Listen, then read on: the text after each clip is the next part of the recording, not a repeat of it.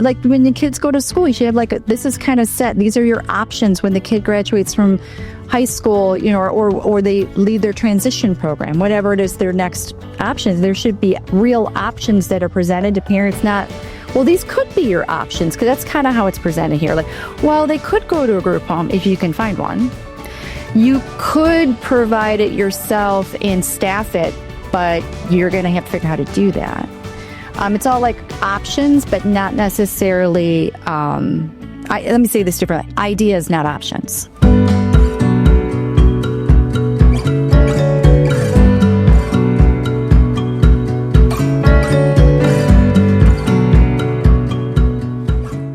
Welcome back to Finding Common Ground with Heather and Steve. Today we have Wendy Ernzen. She's coming to us from Michigan. She's a mom and a fellow podcaster. So I'm really excited to have her on the show. Steve, how did you meet her?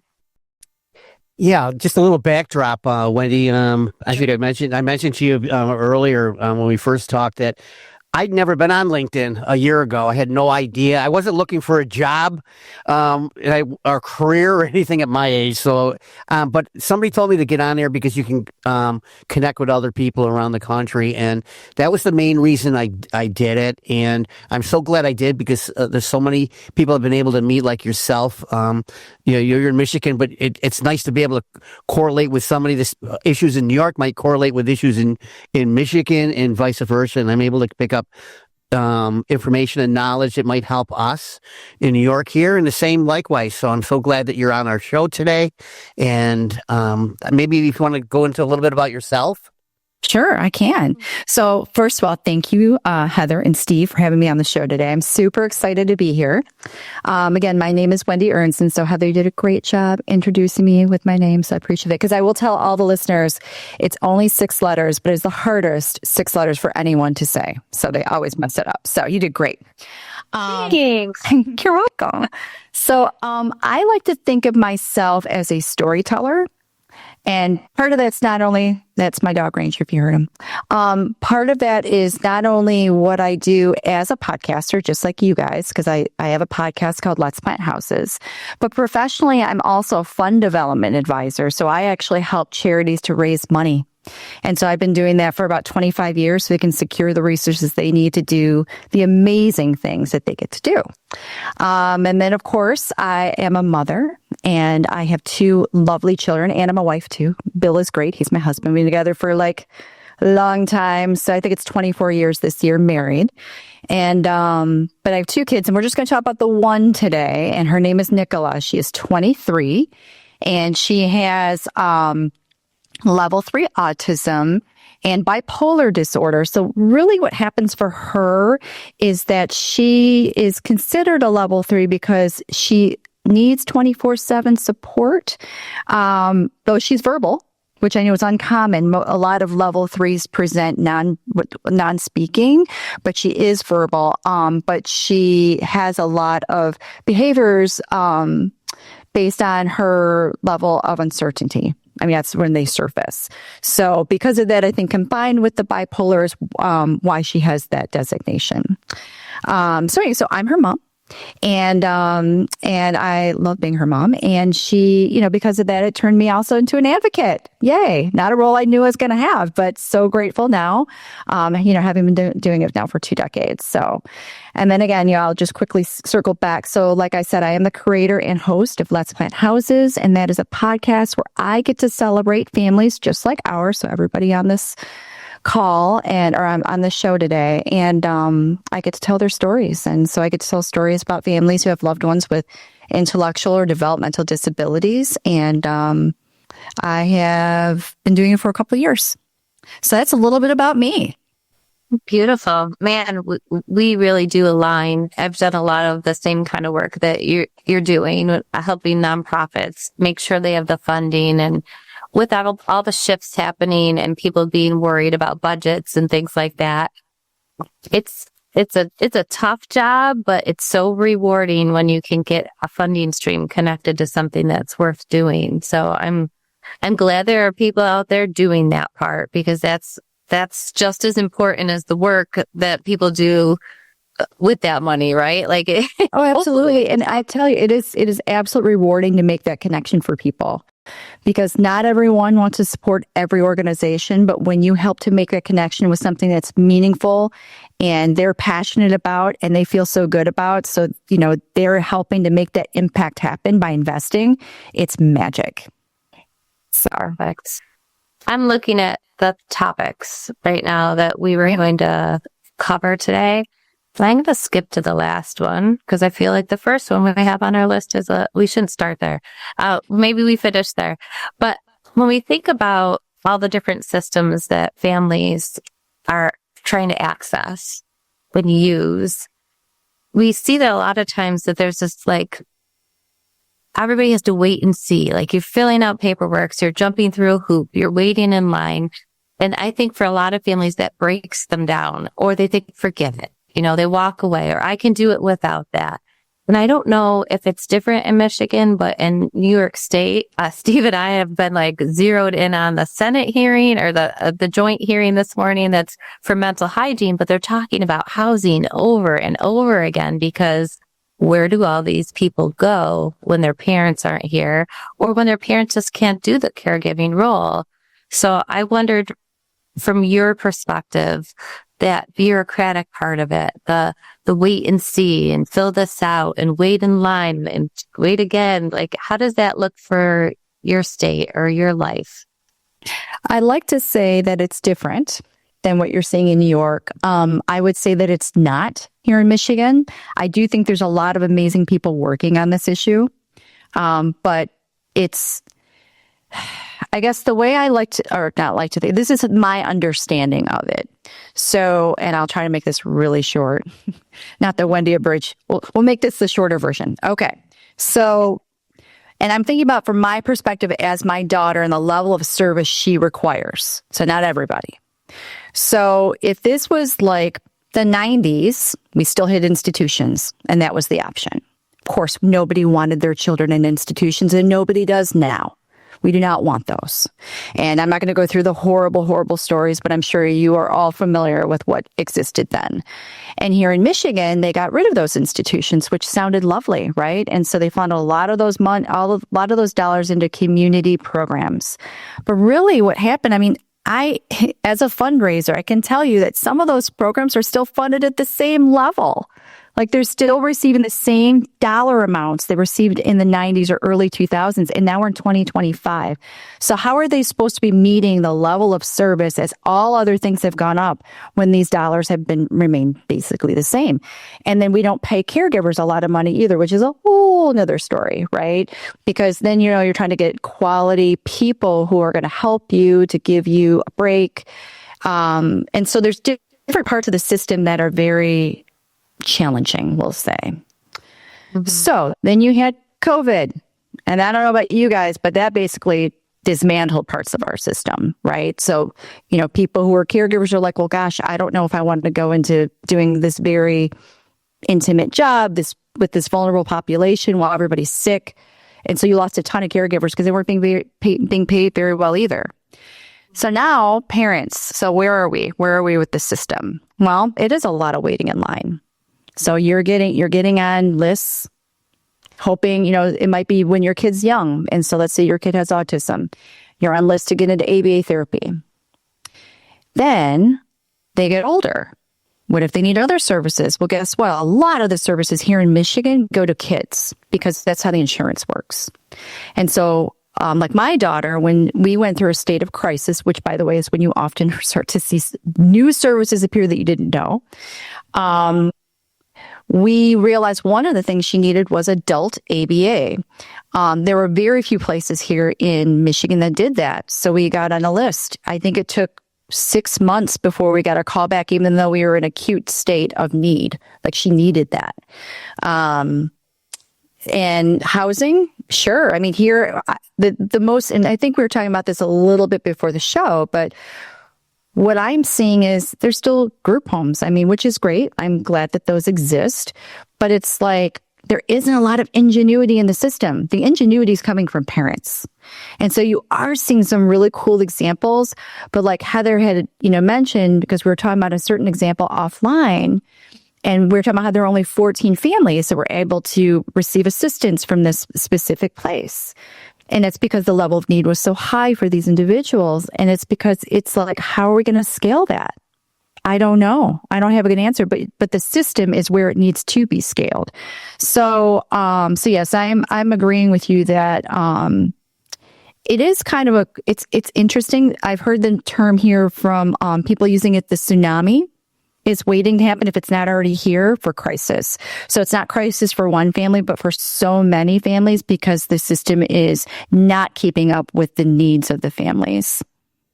Yeah, absolutely. I was just thinking during flu season, they kept showing the news and they'd show all the bays at the hospital. There was an ambulance in each one. And they were saying there's so many people at the hospital with the flu right now. You know, there's no beds for them. And I thought, oh my goodness, because I know working at the time I did in healthcare that when somebody's in crisis, they need to go to the hospital. That could mean they're personally in a crisis, a mental health crisis, a medical crisis, or their parents were injured or hurt or no longer here. And the hospital is like this station. Everybody starts there, right? You go there, you get evaluated. If there's no bed for you, I don't know what happens. And it just started making me have this like panicked feeling because I thought, I cannot imagine my daughter Devin in that scenario without me there as a guide. And during the pandemic, they were trying to separate parents from their kids, and we couldn't sit alongside them and do the things that we always did. But it also did teach me, wow, we really got to get a couple things in place here. Like I could go get hit by a bus tomorrow. I don't know, so I have to start planning. And I think that that's where parents start to feel a little overwhelmed. How do you make a plan when there's not an option that really fits your kid? Well, so I think that's what a lot of us say. And I think do you guys in New York, is it called community health networks or community, like your county provider of like who decides on who qualifies for services and that sort of thing? What's it called in New York? I don't remember. We have a department at the state level. When you're really, really little, it's your county that you live in. It's DSS. Okay. Does it. But then once you're over the age of 3, it's the state of New York's Office for People with Developmental Disabilities, OPWDD. Okay. So here's the community mental health provider. And I'm just thinking more about what you're talking about with crisis. So so I'll just tell you a little bit about our story. How about that? How about we have Yeah, please do. I would love to hear it. So 3 years ago, 3.5 years ago, I would say, we had been already in a state of escalation, we'll say, for about 6 months. So we were seeing intensity and frequency of behaviors from our daughter. And it's not her fault. I mean, it's at the time, it was a bunch of different things. She was graduating from high school, such a lot of uncertainty. She didn't know what was next, no matter how much we did with transitions. There was a medication imbalance. There were a number of things happening all at once. And so every day we're seeing more and more and more behaviors. And she had already been on a number of medications. But then they were adding Ativan, which I don't know if anybody's familiar with that, but basically that's a drug that a hospital will use to like bring somebody down really fast. And so we were administering this to her on a daily basis because there was such a high intensity of these episodes where, she's putting holes in walls, she's slamming doors, she's throwing things, she's breaking things, that sort of thing. So we maintained, we still continued in the house, continued to do the things that we did. We would lock ourselves in our bedroom till her episodes would pass. We'd have our other daughter lock herself in her bedroom, keep our dog with us, that sort of thing. We did it for months. And then we all got COVID. And then, so then I needed to go see a doctor because I just had a really significant case. And so my husband at this time had already been caring for all of us for 3 weeks. So he's back at work. So I had a caregiver said, could you please watch Nick? Like literally we said, go to, take her to her favorite restaurant because she's already well by this point. So take her to her favorite restaurant, take her to Five Below because she loves it and bring her back. And I should be done with my doctor's appointment by then. So I go to my doctor's appointment and all of a sudden I'm getting these frantic texts on my phone, like within 10 minutes of me arriving. So I didn't even get to see the doctor. And she's like, oh my gosh, Nicola had this outburst. You got to meet me at the house. I say, fine. So I get to the house. So what happened is Nick went into the Coney Island, which is here in Michigan. It's a restaurant. It's like a deli. We call them Coney Islands. But anyway, so she's at this Coney Island, and she went behind the counter and started throwing glasses, throwing plates, shattering things, endangering other people by accident. I mean, I'm not, this is just what happened. And so our caregiver, I said, thank you so much. I turned to my daughter. She says a few things to me I know that she didn't mean. And so then my husband got home that night, and I said, we are at a point now where we can't keep this in the house anymore. This is now spilling into the community, and we've got to decide what's it going to take for us to do whatever's next, like you're saying, Heather. But then we're both like, well, what is next? Because we knew too much. We knew families that had gone to the ER and not been helped. We knew families that had gone to the ER and their kids had been strapped down. We knew people, these horrible, horrible stories where they felt like they were worse off going to the emergency room. But here in Michigan, the gateway to mental health is the emergency room, even though it's no place for somebody with a mental health issue, because they just aren't. They're equipped to handle people who've been in car accidents and, who need this immediate care, but not necessarily mental health. So we go. We ended up needing a police escort, but that's a whole another story for another day. And I will tell you, the police were amazing. But we could talk about that in a minute, why that was possible. But we get there, we were there for 6 nights. They want to let us, they want to ask us to leave. I forget what not admit the other way. Discharge you. Yeah, discharge us without any changes. And we're like, well, no, we're going to be right back where we were. We're like, we're not doing that. We're like putting our foot down. We're not doing it, and I don't know if any of you guys remember being like IEP. But those meetings at school where you've got 10 people around the table. So now there's 10 people around the table representing all these different facets. And they're like, okay, well, this is what we think we need to do. And so they, we finally made this. They finally said for the first time that they were going to escalate her case.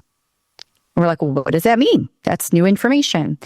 And so they said that they would finally help us get housing. And by the way, we've been looking for housing for 15 months at this point.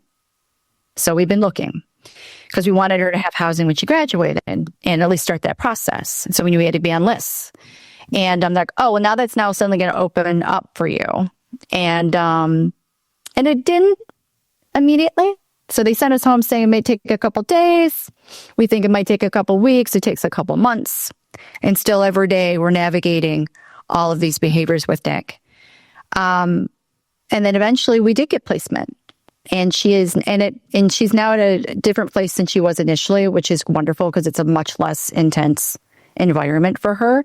And she's on a campus, and we're very grateful every day that she's there, and we get to go see her. And she's in Ann Arbor, Michigan. It's like a beautiful city. So she's next door to a library and a whole bunch of other things. But honestly, would it have been possible without us going through that crisis? I don't know.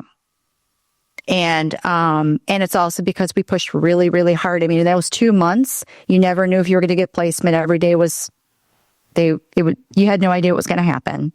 And so I was on them every day. It became my full-time job to hold every single person accountable to make that happen. So should the system work like that? No.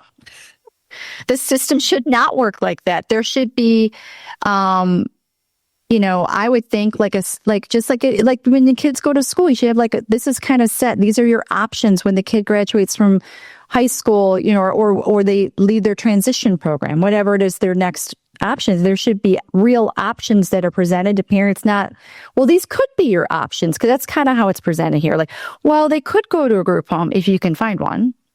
You could provide it yourself and staff it, but you're going to have to figure out how to do that.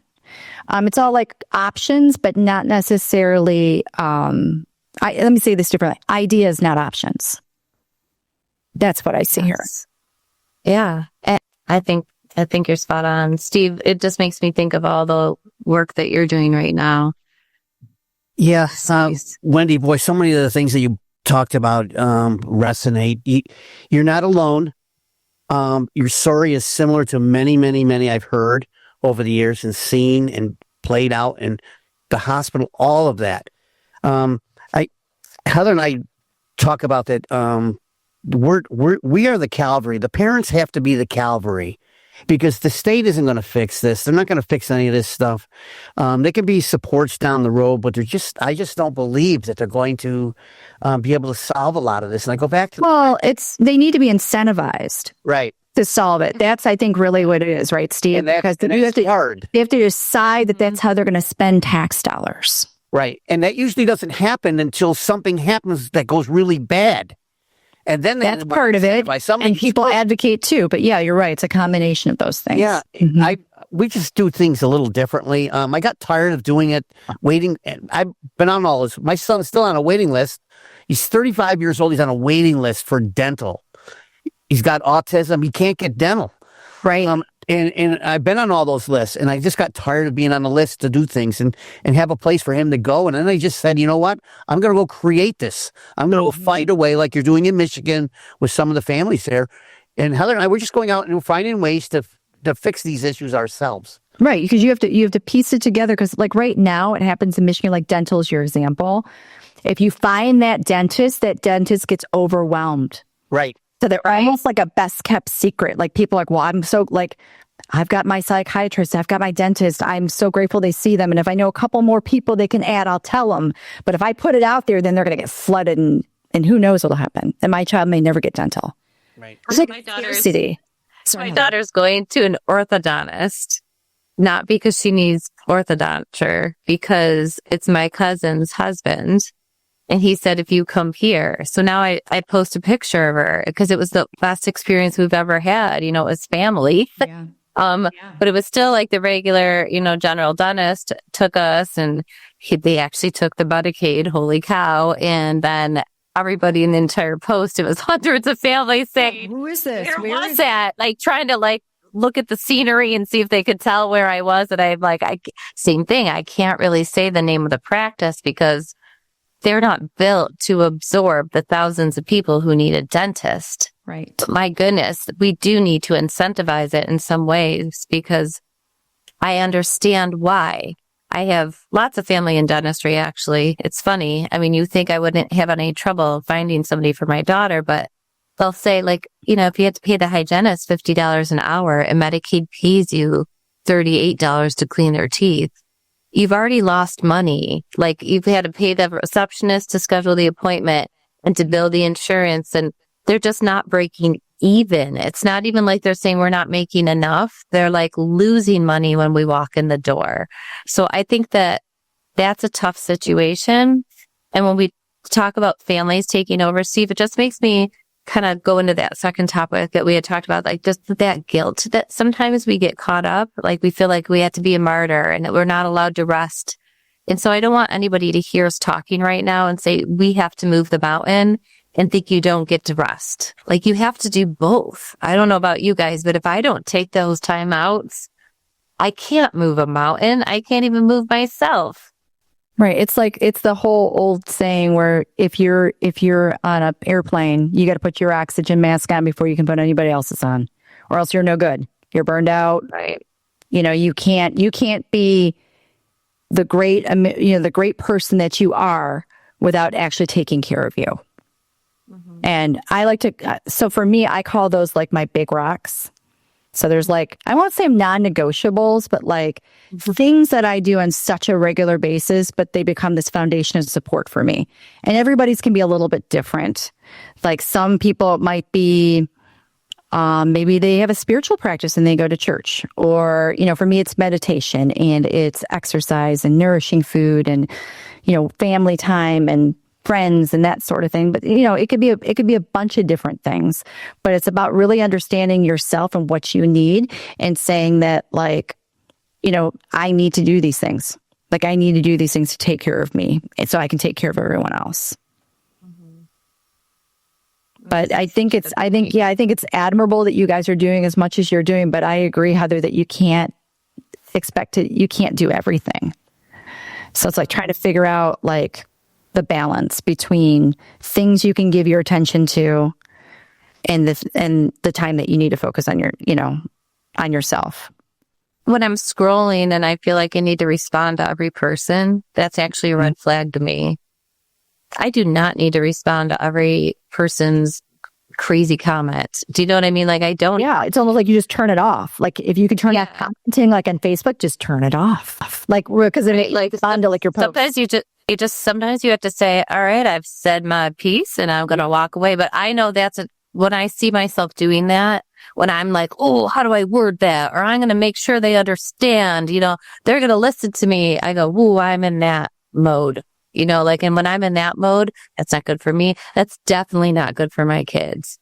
Right. Because I'm generally really flexible and easygoing. And when I'm in angry mom mode, they're scared. It throws them off. Now they're dysregulated. They're having behaviors. So it's like, hey, I want to come home from work, right? No, right. Yeah.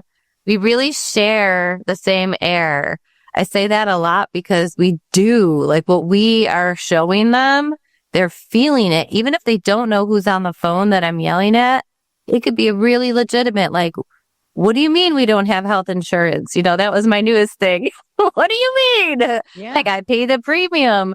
And it was a really heated, animated discussion. But afterwards, I had to really center myself and then explain why I had to fight so hard, but that I'm not mad right now. And I'm definitely not mad at them. Because I think sometimes when kids can't verbally go back and forth the same way, we assume they got it or we don't even think they were listening. But I know from my Devin, she's hearing every single thing. And if I don't give her context, her anxiety's through the roof and there's going to be behaviors or a seizure or she's not going to sleep that night. So I think that we have to think about it in so many different ways, how it impacts us inside, but also our kids. Well, and Heather, you just brought up a great point. I have had several guests on my show recently who had nonverbal kids, or they have nonverbal kids. They have them. Yeah. But they thought for a long time that they weren't necessarily understanding everything they were saying. And so there's what's newish. I think it's called Spellers.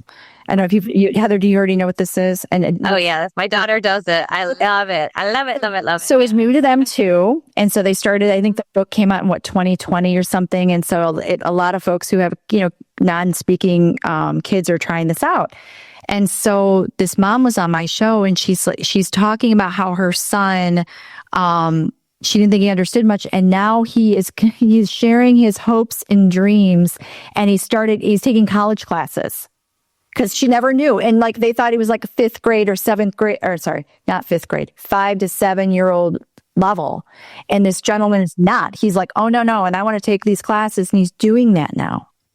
And she's like, it's incredible. So it's the whole presumed competence thing, right? So who's to say, just because this person can't speak doesn't mean they can't understand every single thing that's being said and what's around them. Or if they don't present in a certain way. This reminds me of your son, Steve. He could look very stoic. He could look like he's fine, but on the inside, his emotions are going crazy because he's hearing things he doesn't quite know how to put together. Do you know, the outside appearance doesn't always match. Devin can lay on the ground and be flailing around, and I think, I'm pushing her too hard. I need to back up. And then she'll laying on the ground spell, keep pushing me. My body's just being uncooperative. Don't listen to my body. Listen to my words. And so I'll be like, Devin, you need that. I know. And I just say something like, sit up, put your feet on the ground, stand up. And she's like, she goes, you're coaching my body because it won't listen to me. Yeah, you're helping her regulate. But she's telling you, I need this help to regulate right now. Yeah, but without spelling, I would have done the exact opposite thing. So as we have all this guilt, right? Because now I'm like, man, I underestimated her, even though I knew she was smart. Do you know what I mean? I know what you're saying, Mom. I'm just going to tell you right now, you did the best thing you can with the information you had at the time. That's all you can say, and all you can do is move forward. And now it's awesome. It's just getting better. And that's the other thing as parents, we have to think what they could not do at the age of 2 or the age of 6 doesn't mean they're not going to be able to do it forever. Mm-hmm. Steve has a great example of his son who's never spoke publicly, right? Steve, I mean, he would have never guessed that Dustin could do something like that. You couldn't get a sentence out of him, Wendy. Yeah. It was 1 or 2 words. It was usually one word answers, yes, And how old was he at the time, Steve? Oh my gosh, he was in his 20s. He's now 30. Oh, wow. Okay. Just turned 30. And this was like a couple years ago. Yeah. Like not even Nothing, nothing, not a sentence. And I asked him, I was asked to speak at the ADA Day, the 35th anniversary of ADA Day in one of the counties here. And they wanted him to speak too. And I says, I don't know if he's never done this. Right. So I approached where he goes to a day program. And I asked, he's got some really great workers around him up there. And I was explaining to them, they want me to do this. You think we can pull this together? And so I helped him put some things together, and they actually helped him practice it. And he went and spoke after somebody, an Olympian that we had on our show a few weeks ago, and, who's been doing it forever. And my son's got to follow her, and got up there. And it was one of the proudest things I've ever seen in my life of one of my kids, for him to be able to go up there and do that and sound so eloquent and read these sentences. Like I was just blown away. Just blown away. We can't underestimate them, right? We just can't. Like, we have to keep thinking they're going to grow and learn just like us. I do not feel the same way I felt 2 years ago about certain topics. I learned new information. I absorbed new things, and I can talk about things differently. So I know that I used to hate public speaking, and now I do it, right? Like, so I can't put that, we can't cap them and say, well, they can't do it, because we're so used to practicing regurgitating what our kids can't do. They can't do that. They have a delay there. It's significant. It's profound. It's severe. Whatever word we use, we're programmed that way because we want them to be eligible. We don't want them to lose what they need, but that also blocks who they are. Mm-hmm. So I just want to reaffirm, we've said it on other shows, but I think it's so important. The last part of our discussion, we're going to sneak into an area that's a little hard to talk about. It's the things you're afraid to say out loud. So when I say that statement, as a family member, as a mom, what's one of the things that society doesn't really want to hear about, but you're thinking about it? Well, I had the opportunity to work at the Arc. I don't know if anybody on your show is familiar with the Arc. There's a bunch of them across the country, and I worked for a local one here in Michigan. And we had a program called After I'm Gone. And I'd been around for 25 years, and they weren't afraid to talk about it. And honest to God, it was like the first time I'd ever actually thought about it. My daughter was, 14, maybe 15 when I started working there, something like that. And you have to think about all kinds of things that you wouldn't think about, because in a perfect world, of course, our children are going to outlive us, right? That's what you want. Like, that's natural order of things. But that also means that for some of our children who require, a lot more support, what is that going to look like? Who's going to be that person? Are you going to just assume that their sibling's going to do it? Is that fair? Is that right? What supports are you going to put in place? Where are they going to live? Are they going to live with you until you have an illness or affliction, or you're gone? Like, how is it all going to work? And that's the thing I also learned when I was there that I thought was really interesting, which was one of the reasons why I pushed to have Nicola find her adult life while I was still here. I saw parents coming in their 70s. Now dad's got cancer. Mom's also facing something, and their 50-year-old kid is still living with them, which is okay. But now you're changing their whole life. That's all they've known. And now you've got a very short window of time to make that transition. And that can be very disruptive. Whereas, wouldn't it be nicer if you have lots of time to make that transition? Because otherwise, not only do they lose their parent, but they lose their caregiver, they lose their home, they lose their transportation. If you're here in Michigan, we have terrible transportation. They lose everything because their whole world's been shaped around their parents. Whereas if you can figure out the best meaningful life for them while you're still here, yes, they lose their parent and it is very sad, but at least they still have their home and they still have a lot of the things that are predictable and that make their life rich. So I agree. That's just one of the things that I didn't think about that now I'm very passionate about, because I think it's I want to make it the best experience for our kid, right? And now they're going to be okay. You want to see it, see it to believe it. Now, Steve, I'm going to put you in the hot seat. Okay. That's all right. This might be a little uncomfortable. No. My wife And does you can disagree with me, Steve. It's totally fine. No. And I don't even think you're going to disagree. Like when I think of Steve's setup, if he's had over 200 foster care kids coming in on a home, he has a structure that's almost like a group home, right? You have the rooms, you have the structure. Your son is used to lots of people coming in and out. So I think that that's slightly different than some of our very unique situation. It's a unique situation. But have you and your wife thought about what happens when you're not there? Will somebody move to your home? Because I do talk to families who say, I don't want them to be uprooted. I don't want them to lose the family home. I want them to be where they're comfortable, and they've always been. That's what my mom did with my sister, right? Like she lives with my mom, and my dad passed away, and she always jokes like, when I'm gone, you're gonna inherit Aaron. And I go, I know. So it's just like we kind of have a plan. And Steve, I just wondered what this triggers for you, because it's obviously I've thought about it an awful lot, especially recently. We built a 2-bedroom apartment in our cellar for Dustin, so he didn't have to go out into a housing situation. Mostly because we're still worried about the safety part of it. He can't cook on the stove. He has an auditory processing disorder. He doesn't process rice, so he's literally put aluminum foil in the microwave and that kind of stuff. So we're worried about the safety part of it. So we built that for him. But then you have to worry about, I have 2 older daughters, and then Rachel was 23. But my 2 older daughters, they have kids. Yep. And I kept thinking about, originally, like they're in the guardianship process, because I followed this a long time ago with the guardianship with him. I was a single dad, and I got custody of him. So the guardianship, who's it gonna be? I hadn't been remarried yet. So it wound up being my oldest daughter and then my second daughter. But then the more I've thought over the last 5 years, I don't want to put them in that predicament. Because they've got their own kids and their own lives, and they're hockey moms, and then put my son in that situation, even though I put all kinds of supports around him.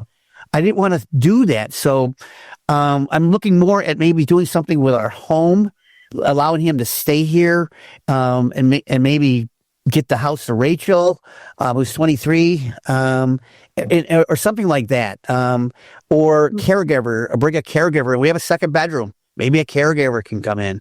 Something creative over that. And again, we don't have a lot of choices. And I've even looked out there. I've looked at some of the housing out there. I'm not really one for facilities at all. I don't really want to go down that road. And he would want to be with probably family, or at least some of his friends. So maybe one of his friends moves into the apartment down here too. I don't know, but we're looking at it, and we have to. And I think parents have to look at it. As you get older, you have to pay attention to this kind of stuff, or your wishes might not get done, the way you want it. Well, and you just have to be honest. Have those honest conversations with your kids, and making sure they understand the responsibility. And I've seen it happen though, Steve. I mean, there's a woman I know, again, I was at the Ark, a different family, but her mom passed away. They kept the family home, and she lived in the family home, but her sister, who had a disability, lived in the family home, and they had another roommate, because caregiving is tricky because they don't get paid that much money. So it's often better to have like one caregiver for 2 or 3 people, because then they can make more money. There's a whole thing with that. I'm not going to talk about that, how it all works. Right. The point is, we don't shine a light on it, but yes, it's a possibility. The point is that you can do roommates, you can do creative solutions for people who can live together in that place. And then the only thing is, even though she's not caregiving this sibling, she's still responsible for all the finances. Right. She's responsible for the hiring and firing of the caregivers. And that's the part that requires a lot of time and management. So it's just, so there's always something. So it's just about being honest with whomever's responsible, what that's going to include, so they know what they're going to be doing. Right. And I think that the audience, if you're sitting here and you're like, there's no one person in my life that's going to do this. Sometimes it's not. Start creating like a network. oh, this person's really good at the financial stuff. They're going to take care of that. This person's really good at the medical stuff. They're going to be on top of the, online portal and making sure meds are filled.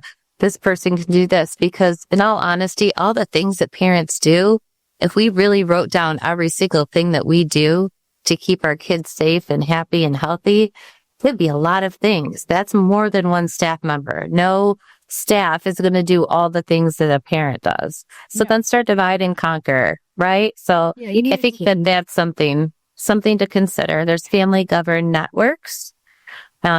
We're trying to get them started in New York. That's another thing that I think the audience, Google it, take a look at it. There's all the things. I would add, Heather, which I believe this is a national resource. It started here in Michigan. It's called the Danny Plan. And it's a database that helps you to manage all your caregiving. So you put all your IPs, all your medication, everything in one portal. Mm-hmm. You put all your, whatever information you want to put out there. And then you can change the levels of access. So the family might have all access, but then the caregiver only gets their daily schedule. So you can, so your teachers can have a different line of access. Your doctor, your psychiatrist, everybody can have different levels of access to the same account. Oh my gosh, Wendy, I don't know. It is really cool. It's really cool. So called DANY. I don't work for them, people. And I'm so glad that it exists. And they've been talking about it a lot here in Michigan, but it's called the Danny Plan, DANIPLAN. I had them on the show, but more importantly, they named it after their daughter. That's why it's called the Danny Plan. And they said, we're tired of I used to have binders this thick. They had, Microsoft Word documents that were too long. And they're like, we want it in one place that will quickly update it, can do on your phone, all those kinds of things. So I love it. Thank you for ending on a positive note, since the last topic that we talked about was a little heavy, because that's the thing, right? Families can come up with solutions. So I really, really enjoyed getting to know you. And I hope you circle back at some point and give us some updates on what's going on with you. And we look forward to being on your podcast too. I know. I'm excited to have you both on the show. And again, thank you so much for having me here today. It's so good to talk with people that understand, because I think that, not only is it important for all of us so we don't feel like we're alone, but by continuing to put these stories in front of people, it also has people who don't share our experiences and our lived experience to understand why we ask for the resources that we need. These stories need to keep being told. So thank you. Wendy, thanks for coming on. And actually, you're not going to get just us two. I think I told you that Rachel was coming on too, my 23-year-old, with you. And I'd love that. And she just did a podcast show with Heather recently that's getting released, I think, this week. And she's had a lot of training because she's lived this for so long, this life. I would love to have Rachel on the show. So let's connect after the show. Okay. Sounds good. Thank you, everybody. Until next time. Continue the conversation by joining our Facebook group. If you're a fan of the show, please join our supporters club. Subscribe on YouTube, rate and review on your favorite listening app, but most of all, share it with your friends. Just one more click or comment can make a huge difference and help us to continue finding common ground.